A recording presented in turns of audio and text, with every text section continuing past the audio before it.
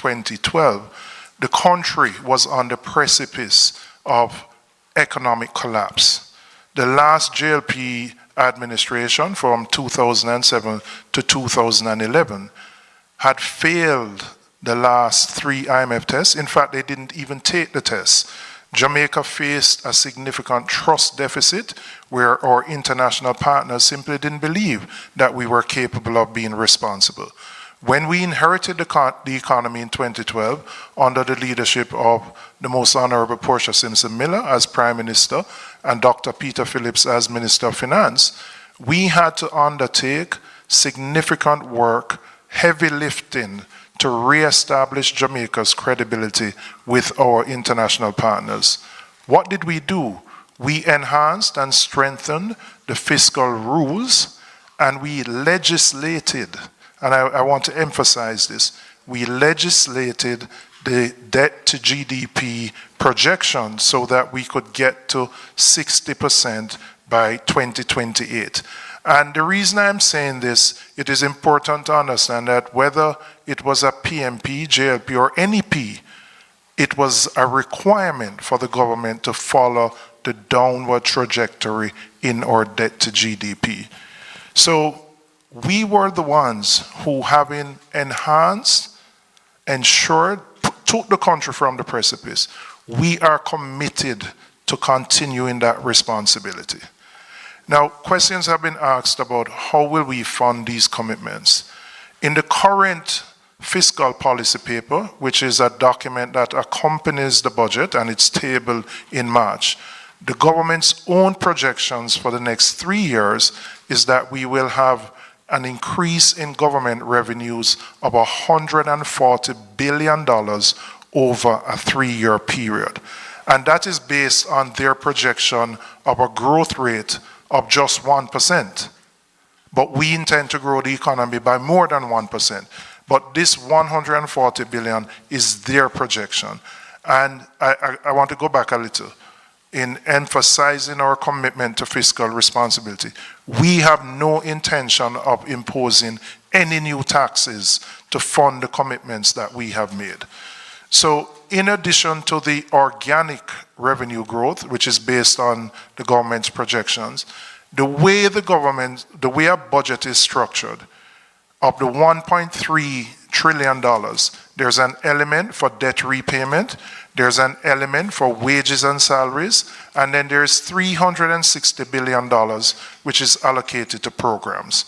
Now, our programs and our priorities are different from the JLP's programs and priorities. And as such, we are going to place the things that we consider to be critical to improving the quality of life of all Jamaicans at the forefront of our priorities.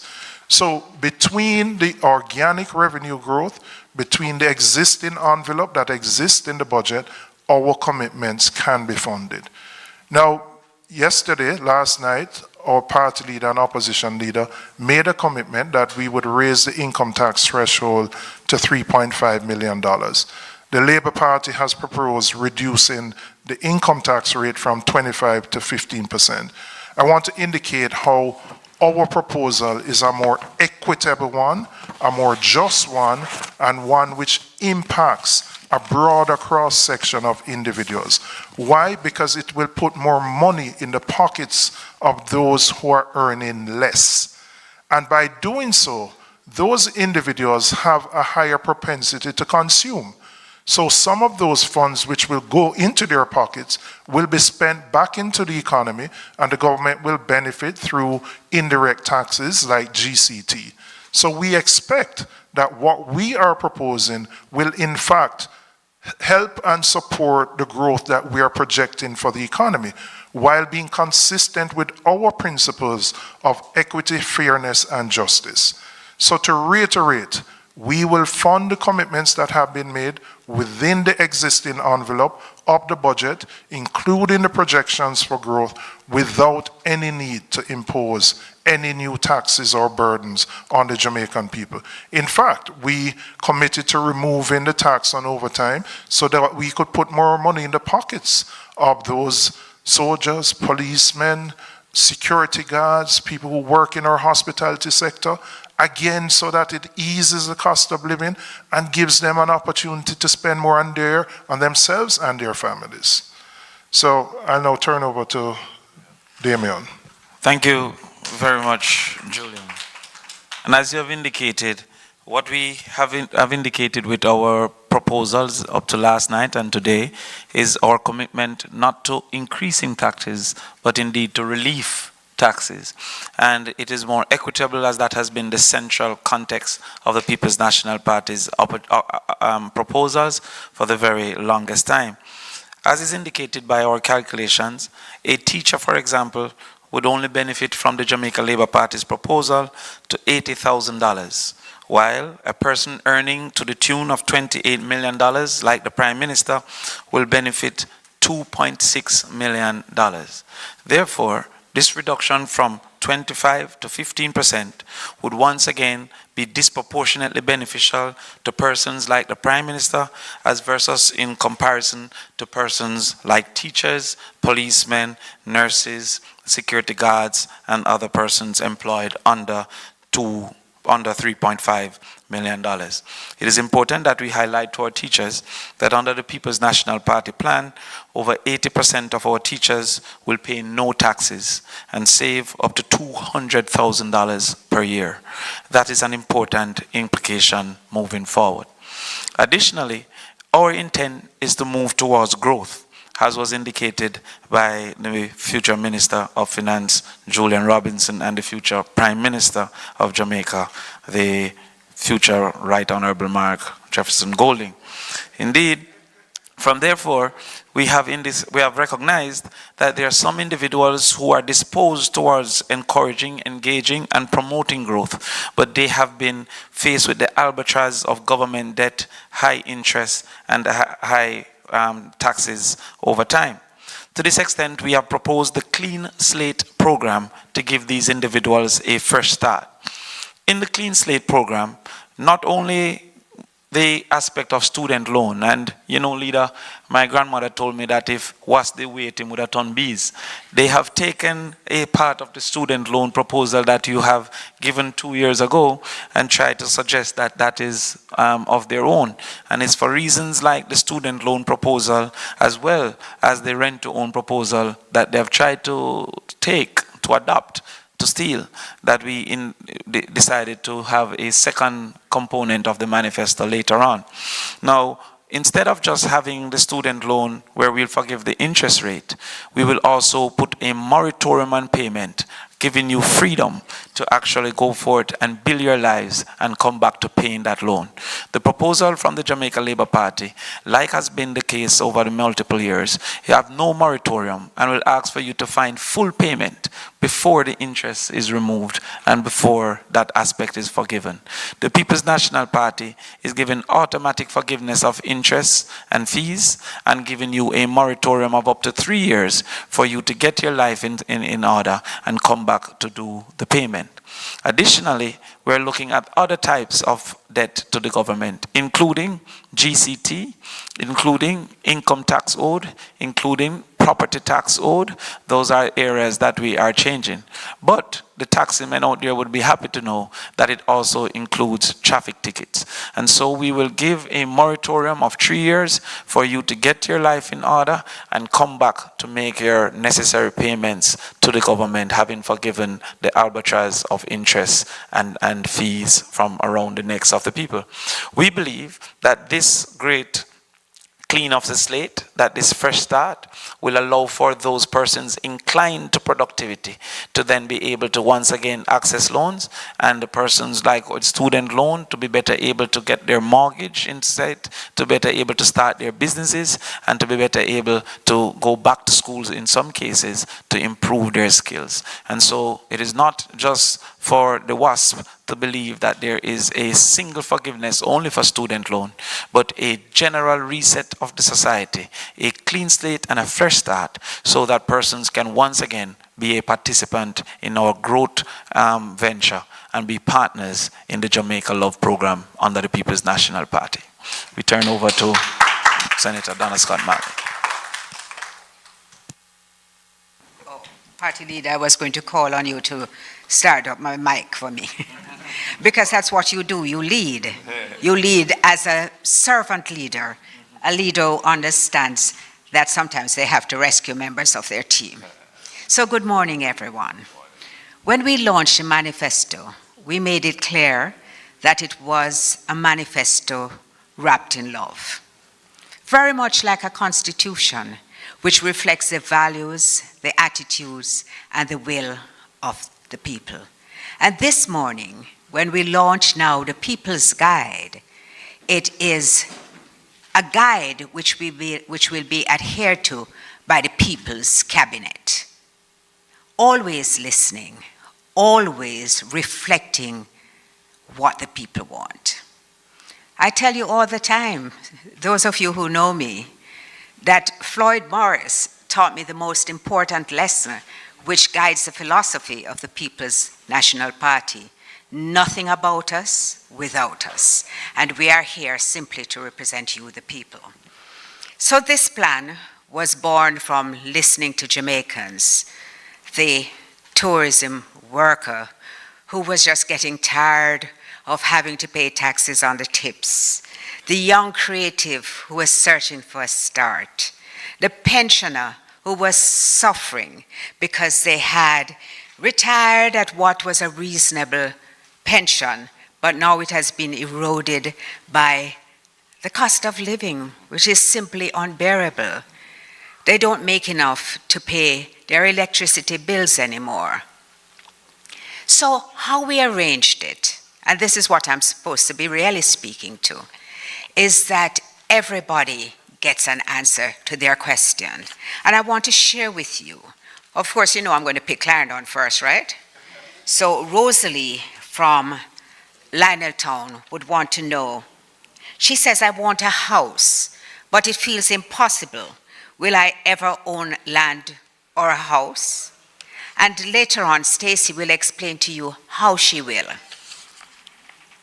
Susie asks, how will I take home more money for my family? Kemar says, I am drowning in debt. How can I get a fresh start? And Damien has already spoken to people like Kemar who need an opportunity to get a clean slate so that they can make a fresh start. These are the kinds of ways in which we have responded to people and which we commit we will always respond to people. So our constitution, our guide, is this document for the people.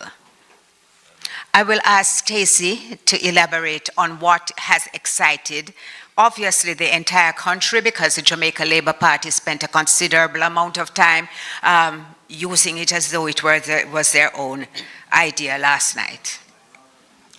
Thank you, Donna. Morning, everyone. I'm going to be speaking to land, housing, and ownership. I need a roof over my head. The words of the mighty Diamonds. Those words apply to every Jamaican. In fact, every human. But it's our responsibility to make sure that Jamaican people have access to suitable housing, land ownership. Equity and equality aren't the same thing. Equality means that you give the same thing to everybody, but equity demands that those who need a boost have that boost available to them so that we can all have similar outcomes.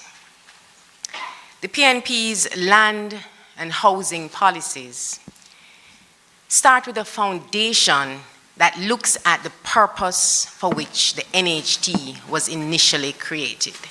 We will ensure that the NHT is focused on its original purpose and that the drawdown of $11.4 billion that takes place every year stops.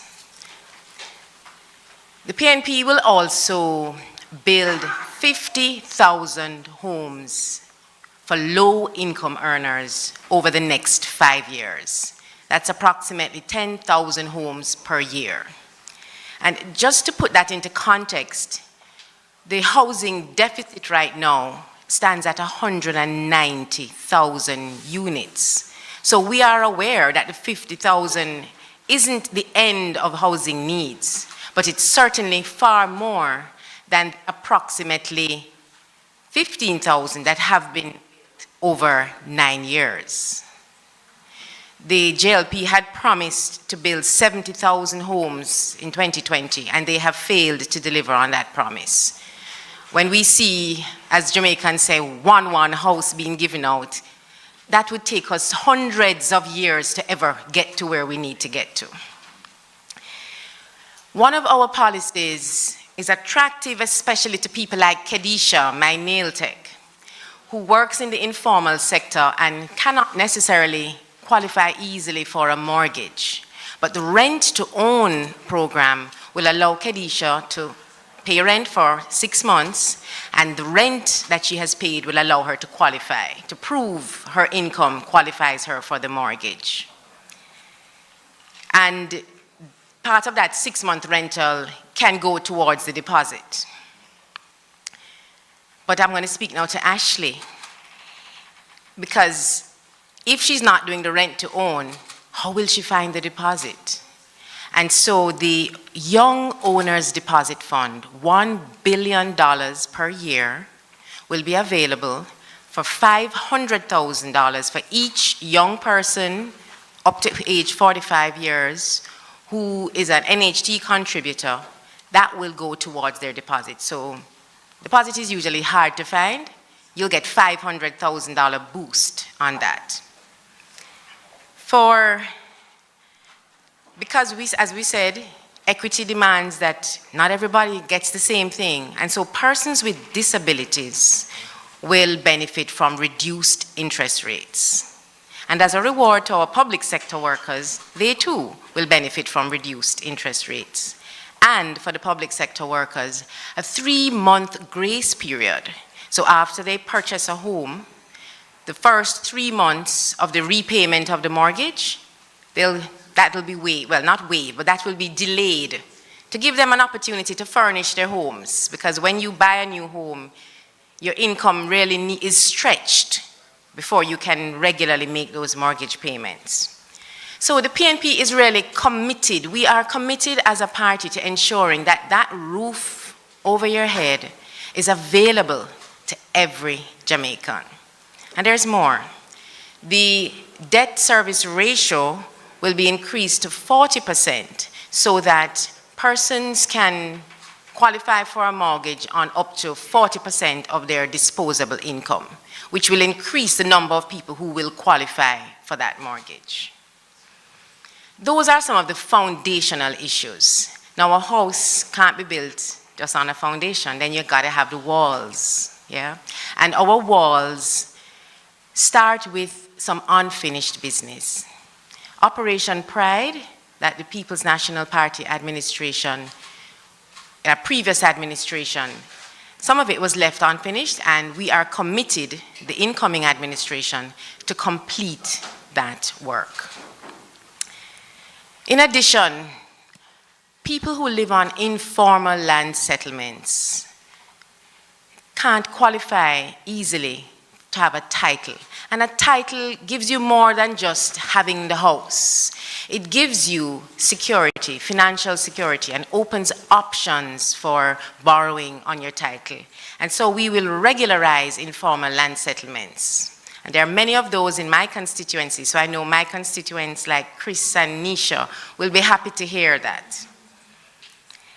The Portia Initiative, it is the program for the organized renewal of and transformation of infrastructure in all areas.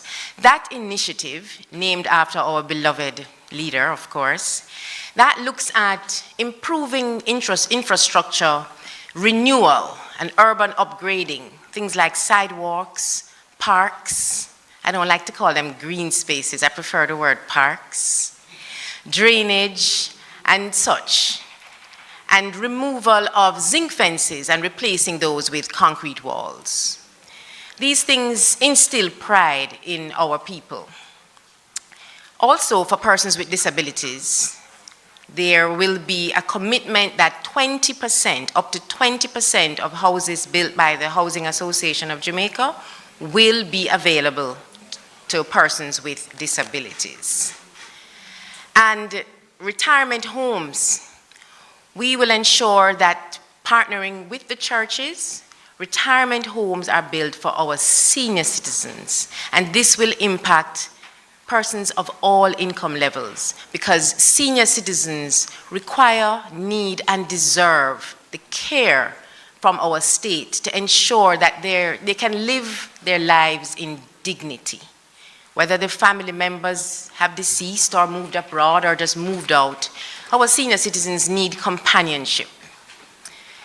One of the big announcements in the recent budget presentations was the reduction in the time for adverse possession of government lands, and that is a firm commitment.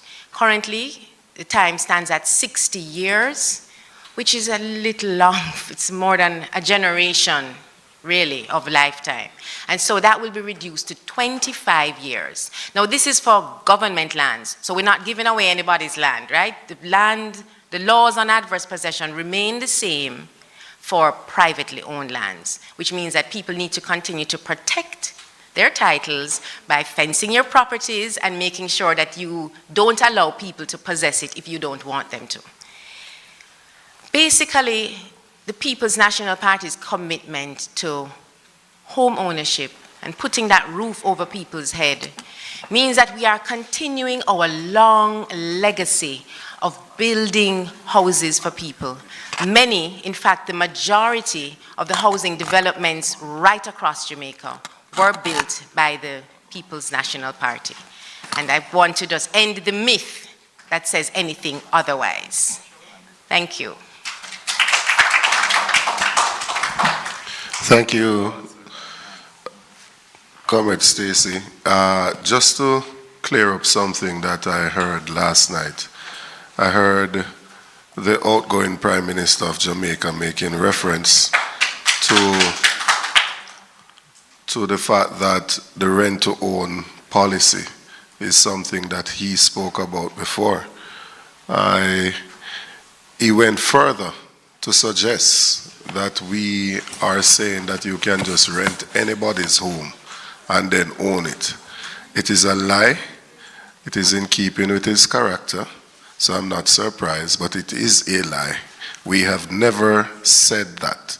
What we've said is that we will build 50,000 houses, and that when we build those, at least 500 per constituency, that if persons who are working in the informal sector who don't have a pay stub, that they can move into that house, and once they show us after 6 months that they can pay the rent, which is equivalent to the mortgage, and shows that they're reliable, then we will convert it from rent to a mortgage. And I would suggest to Mr. Holness to pay a little attention to details. I know it's not your strength, but pay a little attention to details and do not mislead the public. I'm going to ask Senator Crawford to come back in, and he will speak to some of the partnerships. Thank you, future Minister Dayton Campbell. I've always warned you about applying malice when there's possible logic.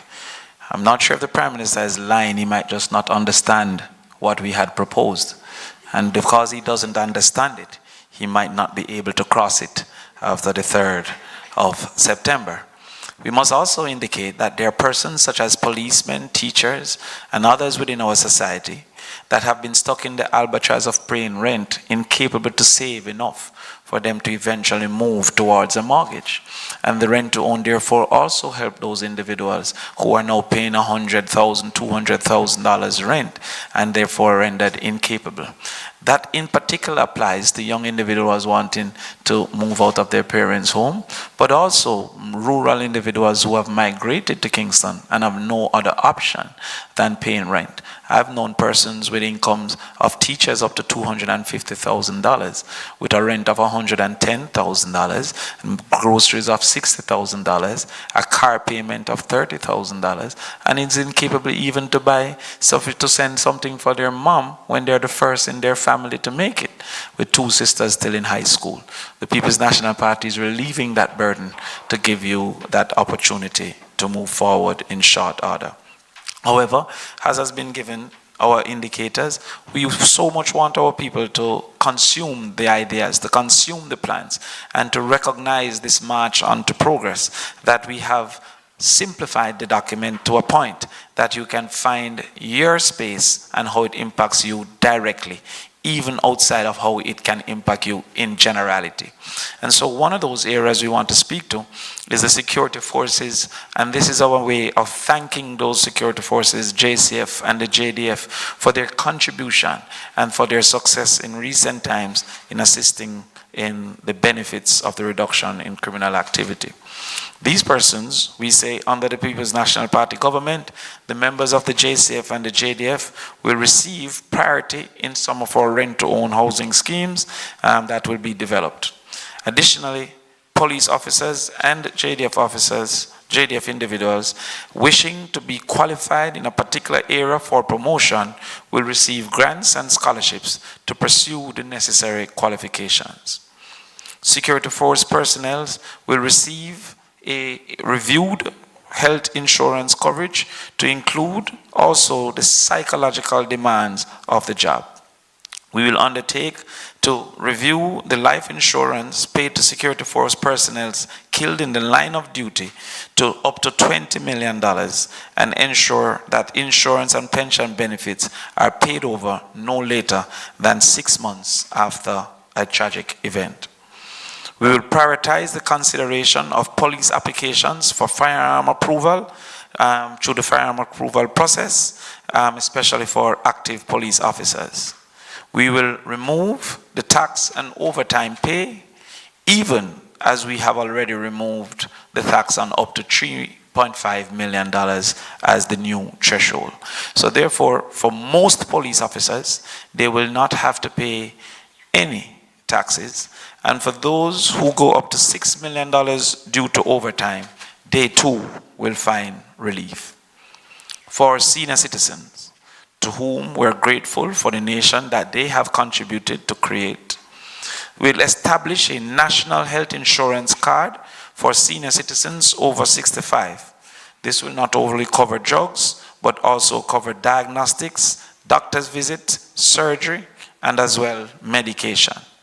But the march to a national health insurance isn't reserved only to those over 65.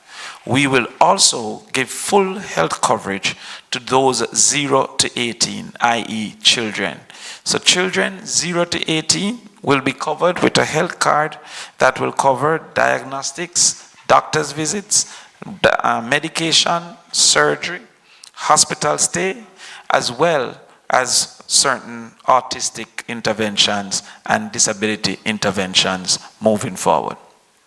For the senior citizens, we will focus on the mobilization of senior citizens with skills and expertise to help drive national development at the community level through the National Seniors Service located within the National Institute of Volunteerism. We will remove the wait for pension payments by starting payments at the age of 65 on your 65th birthday. Now we'll move to taxi operators. Knowing the perils of the deteriorating roads, and also knowing that taxi and private operators, bus operators, are an essential service, transporting more than 75% of Jamaicans to healthcare, to work, to school, and to other activities. We will reduce the transport authority fee to $1,000. So the transport authority fee will be reduced so that it can have some free up space, some money available to fix those front ends caused by the very bad roads that the government have allowed through their deterioration. We reduce that fee to $1,000, and this in particular was encouraged by future Prime Minister Mark Golding after the meeting with the taxi operators. But additionally, there will be a special loan fund with low interest rate to create cash flow on parts and services for taxi operators to borrow through credit unions and utilize to ensure roadworthiness of their vehicles. The People's National Party will set up police presence as far as is possible in all major bus terminals, but also have a transportation response unit with a special distress signals for taxis to ensure their safety. The final one before we turn over to Dayton to indicate some others, I couldn't leave without speaking to our teachers. Teachers will receive internet as a tool of trade. We know that you can't say power without say knowledge, because knowledge is power, and the People's National Party is committed to improving knowledge through access to information. Teachers will be a priority for the PNP's rent-to-own program. For every year spent teaching in the public school, there will be a relief of a student loan or student loan forgiveness for that year that they teach in the public school. The PNP government will make extensive investments in infrastructure, school infrastructure over the next 5 years, leading to better working conditions for teachers. Teachers will receive special NHD considerations to facilitate easier access to housing. We will also facilitate access to motor vehicle ownership through a graduated concession. Before I hand over to you, Dayton, I would just like to tell a story of a teacher who got over 95% passes in English language at an all-boys school. I engaged this teacher to understand the basis of such success.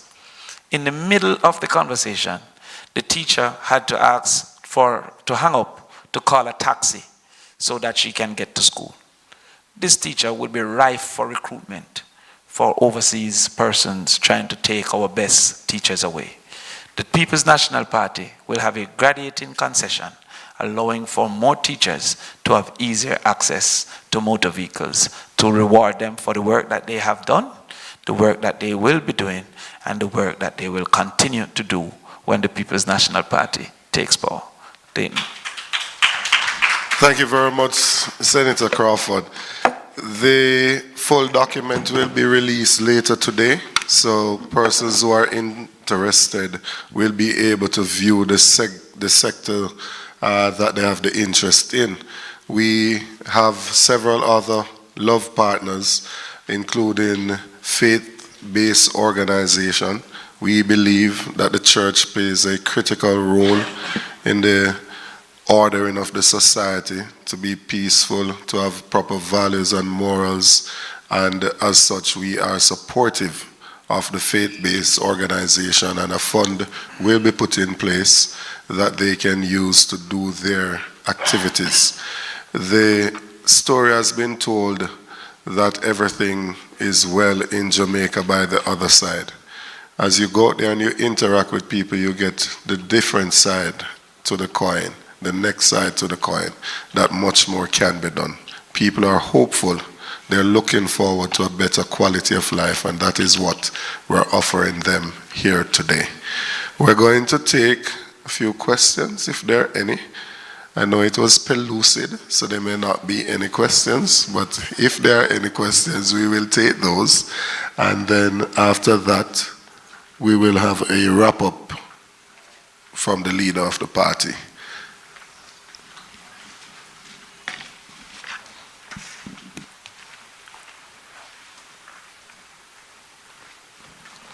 Laverne, yes. Morning, everyone. I have 3 questions, and you could decide who takes them. Very often, the party that is in opposition makes pledges on the campaign trail that falls by the wayside.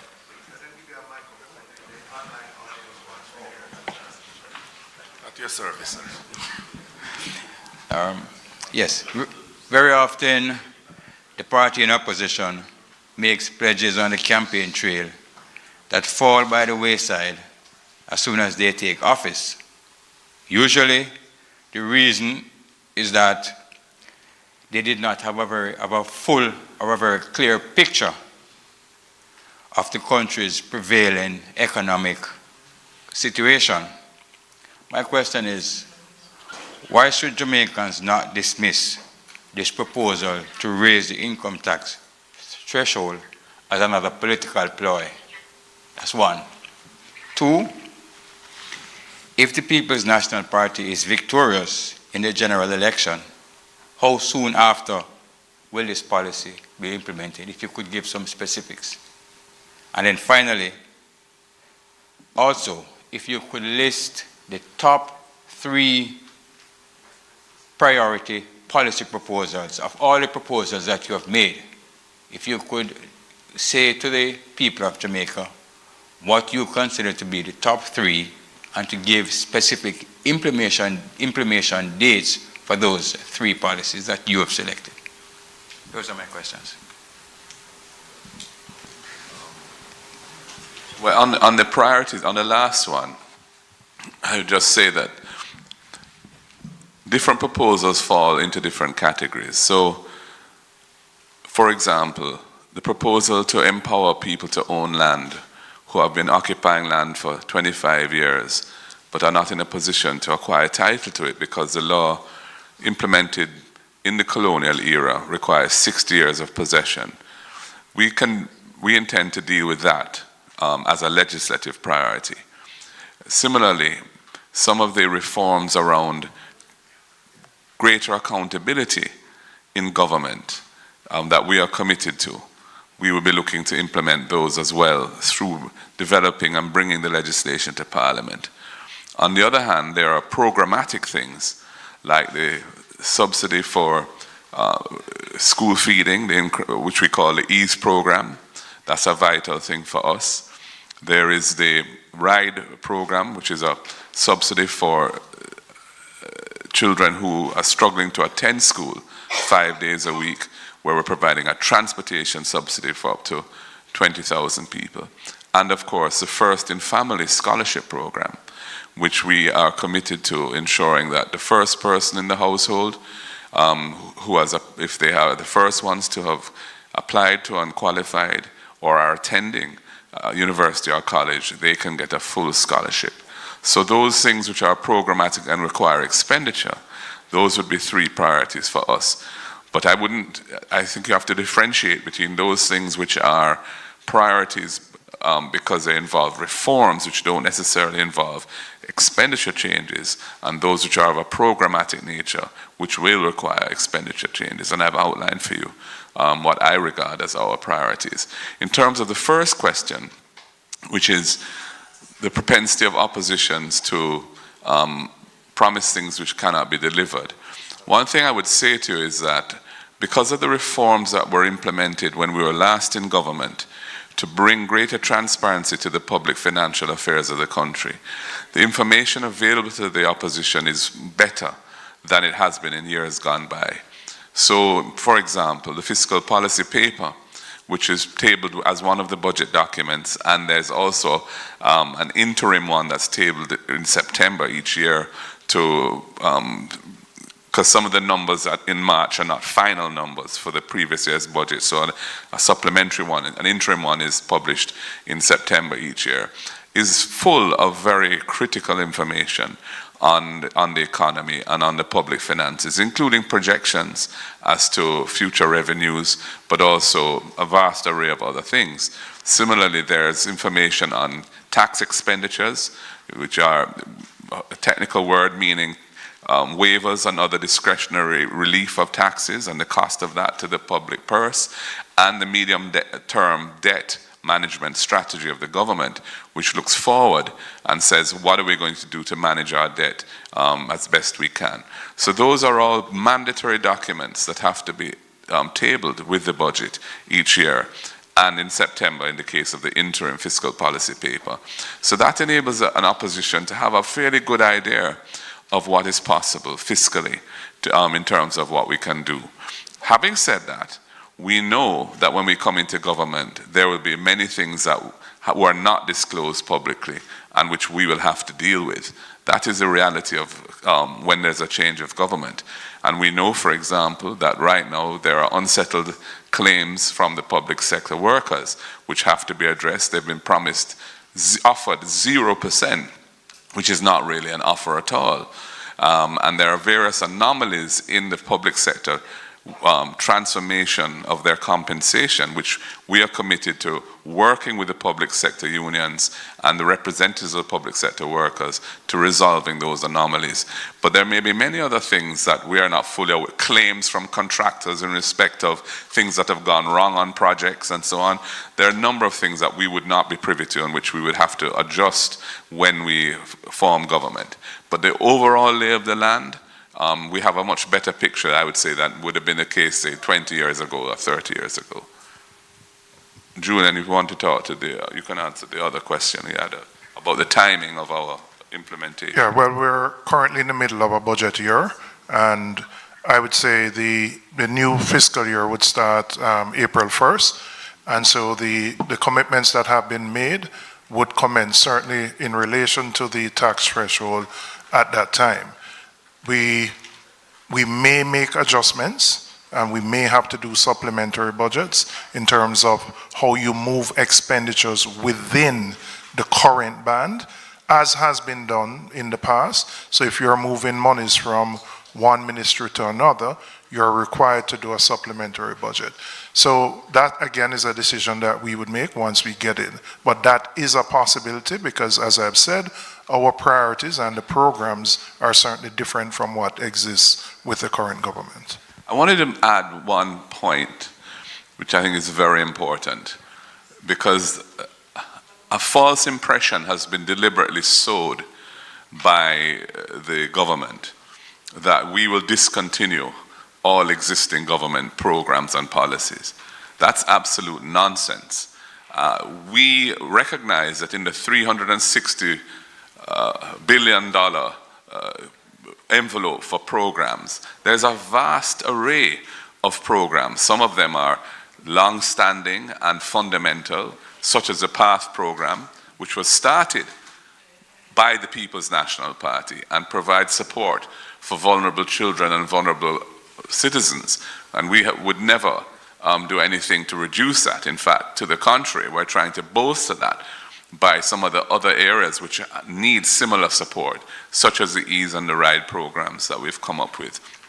On the other hand, there are many other programs which represent a decision of the government of the day to pursue a particular policy initiative, which we may defer, for example, if we don't anticipate that it would have a negative impact on the quality of life of the Jamaican people. We will not be doing anything that would have a negative impact on the quality of life of the Jamaican people. So we will be working within the envelope of the budget, but we will be adjusting those things that we don't think need to be brought forward so we can bring forward the things that we think are essential for making life better for the people of Jamaica at this time. Thank you. We should also remind the public that issues like the drill have indicated that the Jamaica Labour Party is engaged in general overspending and over-invoicing. Cornwall Regional would be an excellent example that has moved from 2 to 22 billion. We have no intention to be so wasteful in government as they were. And so we will seek those wastes and ensure that it is properly directed to the people. Yeah, absolutely. That's a critical point. Public resources are being wasted in large amounts by this government through corruption, through distortions in the procurement system, and through the inefficient and negligent management of major projects.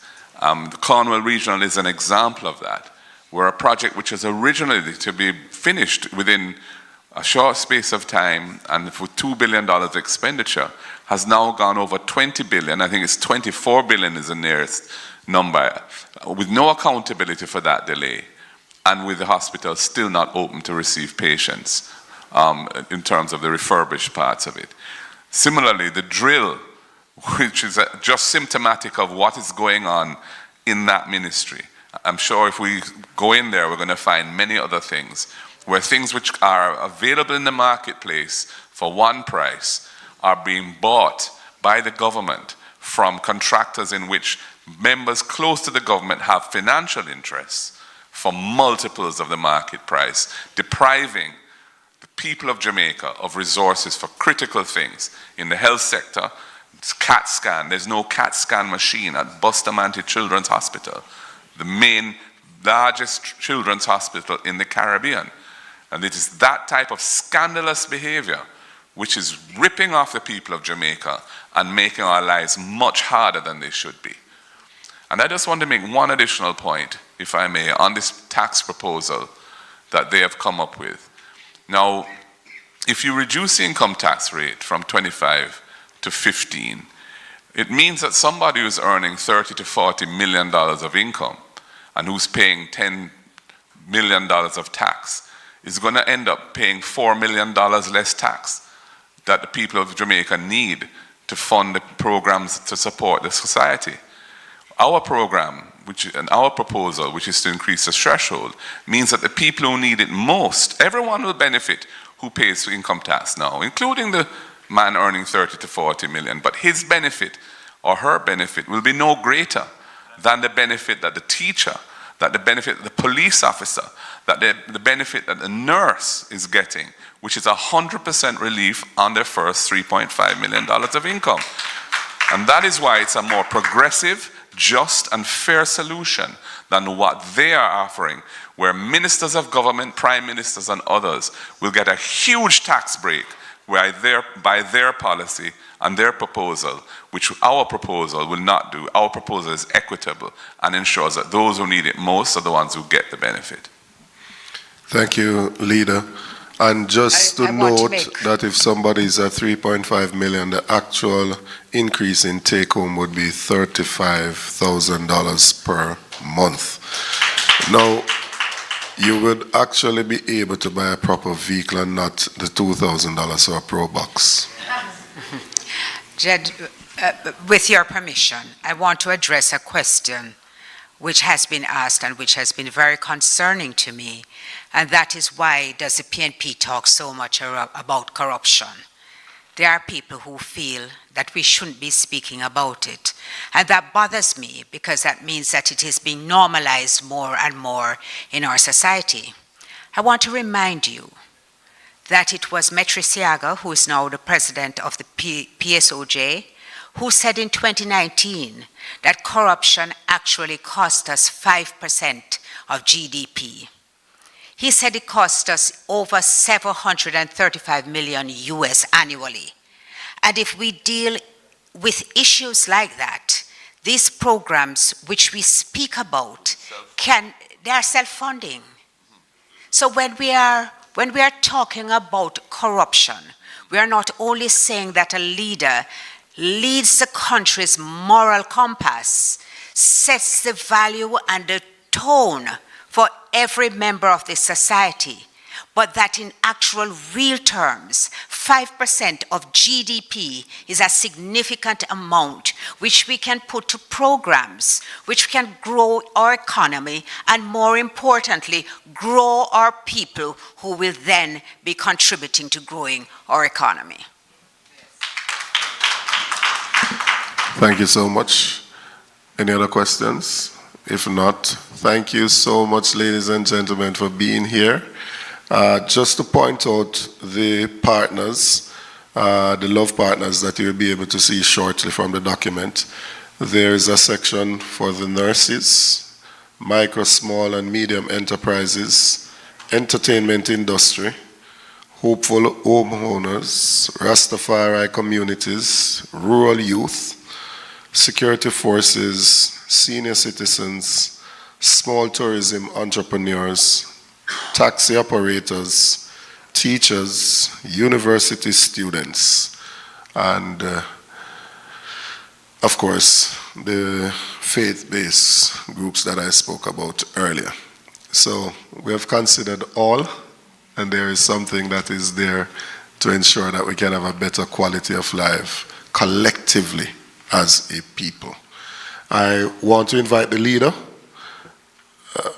Yes, to just give the closing remarks and yes. Thank you very much, colleagues, ladies and gentlemen. I just wish to close by reaffirming our party's commitment to prudent fiscal management and ensuring that the gains that have been made over the past 15 years as a result of the reforms which were largely implemented under the Portia Simpson Miller administration to ensure that the public debt was brought down to manageable levels on a sustainable basis by putting it in the law how you can spend money and what money is available for spending. We are committing to maintaining that methodology of running the country. But there is so much more that is required to make Jamaica a better place. And our policies and programs, as outlined in our manifesto and summarized with some additional elements in the People's Guide launched today, will ensure that Jamaicans have a better quality of life going forward, that our people will be more productive going forward, that our human capital will be developed so that we can move the country forward from the stagnant economy which we find ourselves in to one which generates high levels of inclusive and sustainable economic growth, so that our people can meet their aspirations from the opportunities created right here at home, and I don't have to be looking to go abroad to make it in life. So I urge everyone to listen and to read what we are publishing and to listen to what we say about it over the next coming days, and on the 3rd of September to cast their vote for the People's National Party for whichever candidate you may have in your constituency who has the head beside their name on the ballot, so that we can move forward. I'm asking for your support respectfully, humbly, and with a great deal of gratitude for your participation in the process. Thank you very much. Thank you, everyone. Have a good day. X beside the head. God bless you.